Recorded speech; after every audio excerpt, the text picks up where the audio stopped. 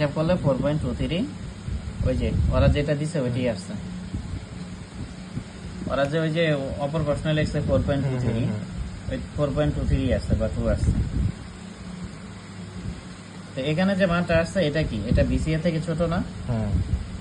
তার মানে লিখবো যে নিরাপদ বা ঠিক আছে। ওকে, নিরাপদ বা ঠিক আছে। কি কথা বুঝতে পারছো?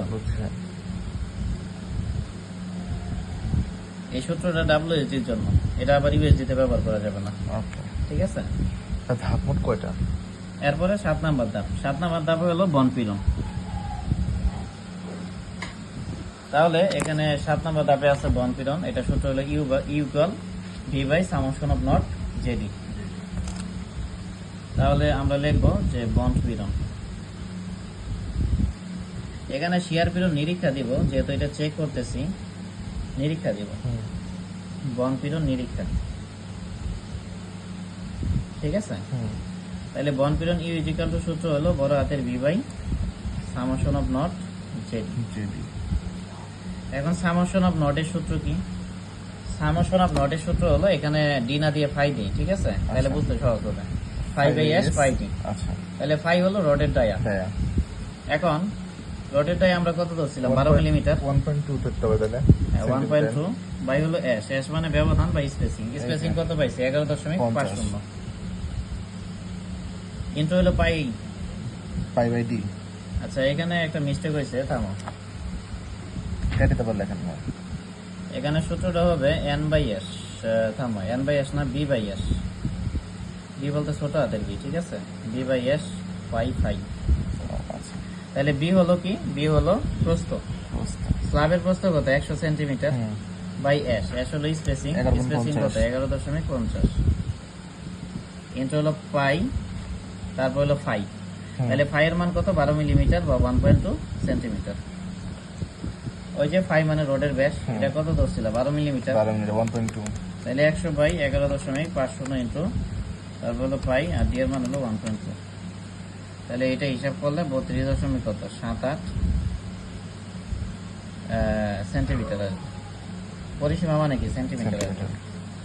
তাহলে বড় হাতের বি, বড় হাতের বি মান আমরা 2 নম্বর ধাপে বের করব না, 1506 এর বের করার মাত্র ভাই। বড় হাতের বি এর মান ও আচ্ছা, এটা 2 নম্বর ধাপে বের। হ্যাঁ হ্যাঁ, 1.06.75। আর সামেশন অফ নটের মান হলো 32.78 ইনটু জে। জের মান আমরা আগেই বের করছিলাম কত? 0.874। আর ডি এর মান কত? 11.4। এই মানগুলো সব আগে বের করছে। তাহলে এটা বুঝছো কিনা বলো? তাহলে 150.6.75 ডিভাইডেড বাই 32.78 ইন্টু হলো 0.874 ইন্টু হলো 11.4, 4.61। তাহলে আসলো কি? কেজি পার সেন্টিমিটার। মানে ক্যালকুলেটরের বস্তুতে এক্সপার হইতে হবে। এখানে দেখলাম এক তুললাম, 5 তুললাম, এইভাবে না। ঠিক আছে? হাত প্রচুর চালাইতে হবে এদিক। এখন বনপীড়ন নিরীক্ষা লিখছি। নিরীক্ষা করার জন্য অবশ্যই এখানে একটা অ্যালায়েবল মান থাকতে হবে বা অনুমোদন মান থাকতে হবে।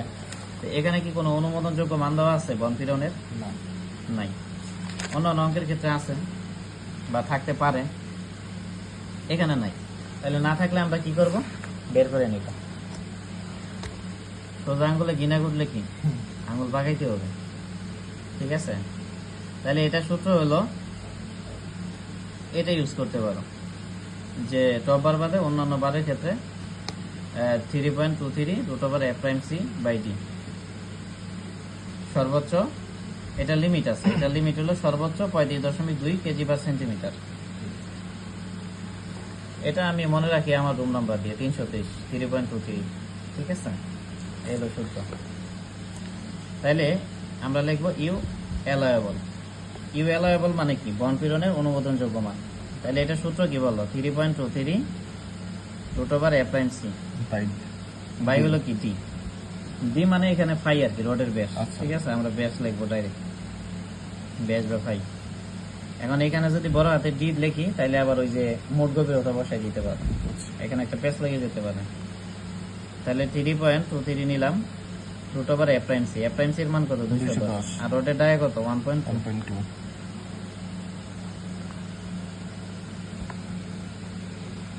তো এখানে যে মানটা আছে এটা কি সর্বোচ্চ 35.2 পর্যন্ত হইতে পারবে, এর বেশি হইতে পারবে না। তার মানে এই মানে একটা রেস্ট্রিকশন আছে, এটা কত 35.2 পর্যন্ত।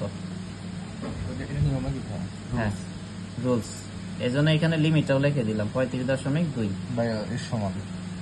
ছোট বা সমান, এটা হলে ঠিক আছে। আবার যদি এই মানটা এটার বেশি হয়ে যায় তাহলে আবার নেওয়া যাবে না, এটা ওই ক্ষেত্রে 35.2 নিব। মানে অনেক কিছু মেনটেন করতে হবে, মেনটেন করে অঙ্ক করতে হবে।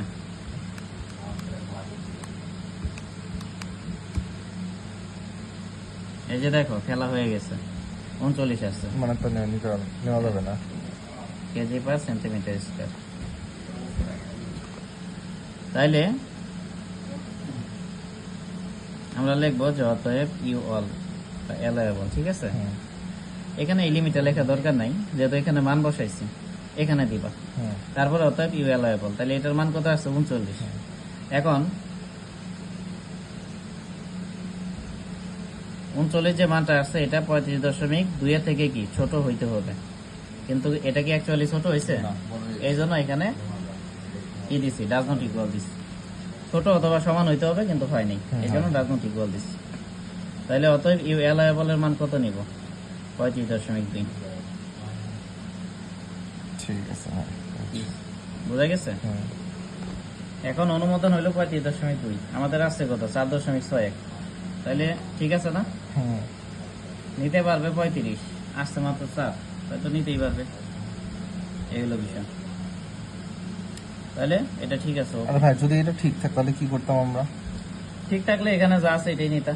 ধরে এখানে যদি এই মানটা 30 আসতো তাহলে 30 ধরে কাজ করতাম। আবার কি করা তো তখন আমাদের? তাহলে ওই ক্ষেত্রে এখানে মানে ধরে এখানে যদি 30 মান আসতো, আচ্ছা, হ্যাঁ। কথা কথা 30 আসতো, তাহলে ইউ অ্যালায়েবল মান 30 নিতা। হুম। নিতে পারবে 30, আসছে মাত্র 4। ও আচ্ছা, তার মানে কি এটা ঠিক আছে? মানে এখানেও লিমিট আছে, এখানেও লিমিট আছে, দুইটা লিমিট ফলো করে কাজ করতে হবে। তাহলে আশা করি বুঝতে পারছো। এরপরে হলো টেম্পারেচার বারের ক্ষেত্রফল, আরো আছে। হ্যাঁ।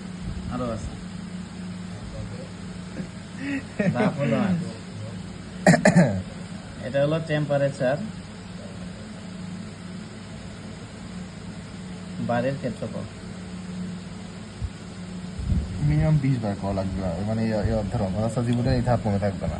হ্যাঁ, ডিজাইন এস্টিমেটের থেকে সহজ, কিন্তু ডিজাইন সূত্রগুলা একটু মনে রাখতে হবে। আর সূত্রগুলা কোনো মুখস্থ করে মনে থাকবে না, বারবার লিখতে হবে। না লিখলে হবে না, এটাই বললাম ভাই। অঙ্ক বলে সূত্র এমনি মুখস্থ হয়ে যায়। তাহলে এটা সূত্র হলো এটা, তাহলে 0.0025 ইন্টু বি। বি এর মান 100 আর টি এর মান কত ধরছিল 14 সেন্টিমিটার। মাথায় সেভ করে নিতে হবে, কারণ ওই যে পিছন দিকে যে দেখবা ওই দেখার সময় দিয়ে পাবো না ডিজাইনে, ঠিক আছে। ইন্টু হলো এটা, তাহলে হিসাব করলে 3.5 আছে, তাহলে সেন্টিমিটার এক্সট্রা। এখন আমরা স্পেসিং বের করব। তাহলে স্পেসিং বের করার সূত্র কি? এর আগে দিয়েছিলাম 100 into π/4 pi square divided by কি এস, যেহেতু এখানে এস প্রাইম নিচ্ছি তাহলে এস প্রাইম হবে, ঠিক আছে। তাহলে স্পেসিং এস ইজিক্যাল টু তাহলে 100 ইন্টু π/4। আচ্ছা, টেম্পারেচার যে রোড আছে এটা ডায়া সবসময় 10 মিলিমিটার নিব। কত নিব? 10 মিলিমিটার। মানে টেনসাইল রড নিব কত 12, আর টেম্পারেচার রড নিব কত 10। টেম্পারেচার বলতে এটা পরে বলছি, আপাতত এটা দেখো। তাহলে এটা আপাতত বুঝতে পারছো। এখন দেখো, তাহলে এখানে 5 স্কয়ার, তাহলে 5 এর মান কত 10 মিলিমিটার, সেন্টিমিটার করলে 1.0 হবে square divided by S prime. তাহলে এস প্রাইমের মান কত 3.5। তাহলে এটা বুঝছো কিনা বলো? বুঝছি।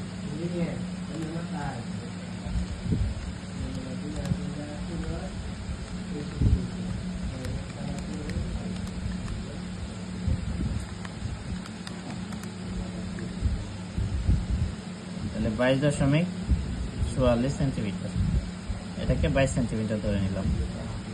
ব্যবধান সবসময় কি কম ধরতে হয়। আর এখানে সেন্টার টু সেন্টার দেওয়ার কারণ কি, ওই যে বলছিলাম। এক রড থেকে আরেক রডের ব্যবধান।